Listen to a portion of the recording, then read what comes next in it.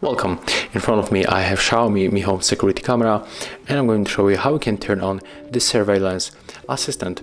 So at the first we have to move for the home application. So let's open, then select our video camera, click right here on the surveillance, click the home monitoring, and of course before that you have to read the description.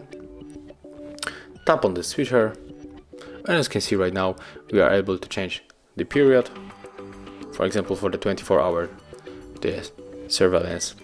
So that's how it looks. Thank you guys for watching. Leave thumbs ups, comments, and subscribe to our channel. See ya.